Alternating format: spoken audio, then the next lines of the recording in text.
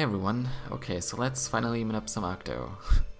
Okay, so after pushing the second lever here, and after the cutscene, you want to do another save and quit. And you can use a save and quit to equip the shield and the boots, which we'll need during the fight. And once you respawn, you want to hold down and use the boots as quickly as possible. Now you do have to be a little bit fast here. You have in total 7 frames to use the boots. So if you hold down and then just use the boots at any point, you can see the little like frowny face just below Link. And on the 7th frame, on the last frame that would work, you can still see 2 dots of its mouth. So if you need a visual cue, you can use those 2 dots. As long as you see that or anything else of its mouth, basically, you're going to be fine. And in this room, you don't have to be quick or anything, you just want to use the boots to get to Octo. Alright, now the fun stuff starts. Okay, so for the first phase, you only want to hold out the shield. It's better to not move, except for the last rock. For the third rock here, you can move against the pillars to make the next part a tiny bit easier to time. Once you regain control of Link, you want to roll left twice and stand slightly left to the wall. Just in this area, it doesn't matter if you stand here or here, just make sure you're around this area.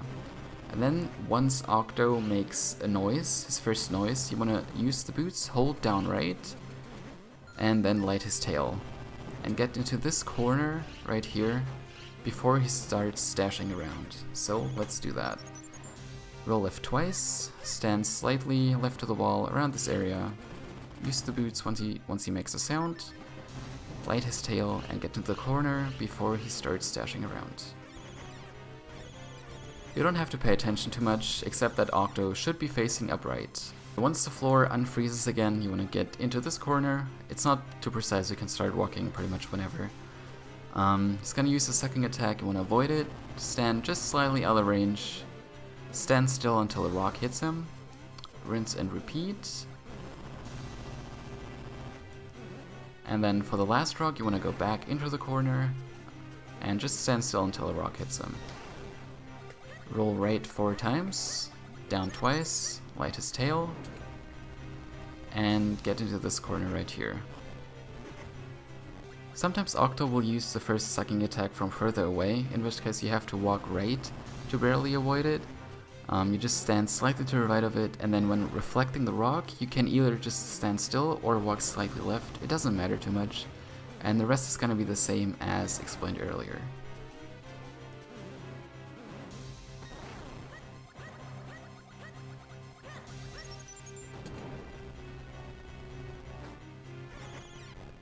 Okay, so once Octo starts dashing around again, rocks will start falling from the ceiling, and this time we actually have to pay attention to them.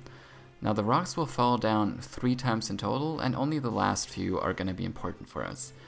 So let's see what I get here. This is number 1, this is number 2, and this is going to be number 3.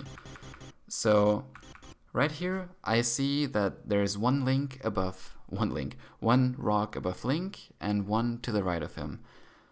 This pattern would mean that I have to roll 3 times once Octo starts moving again.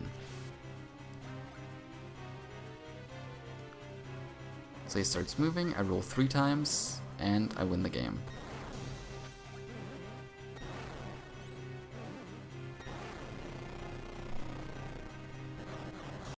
Of course, there are a few different patterns you can get. For this one, there's gonna be 1 rock above Link and 2 rocks to the right of him. In this case, you don't want to do anything. You just hold out the shield, wait for him to come near you, and you win the game once again. These next few patterns are a bit less common, but I still want to go over them. So for this one, there's only going to be 1 rock shadow to the left of Link, and for this one you have to roll once when Octo is not moving at all to make it as easy as possible.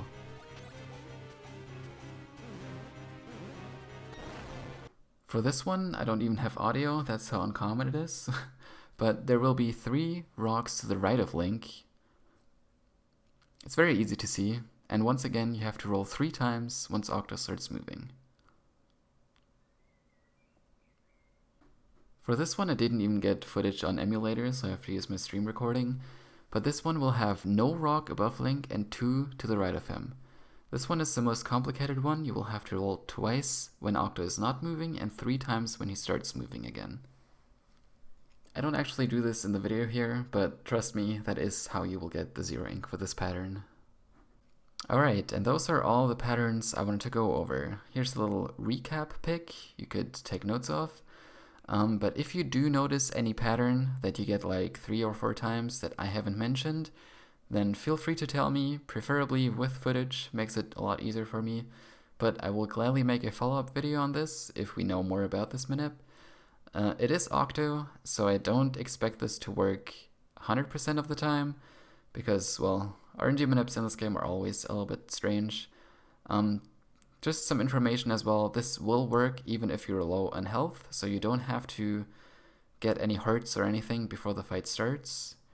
I don't know about Kinstones and Rupees. That is something we will have to find out when doing runs, because I haven't been able to figure it out. It worked all the time when I did it, so... But yeah, hope this helps, and Bracelet Skip is hopefully next.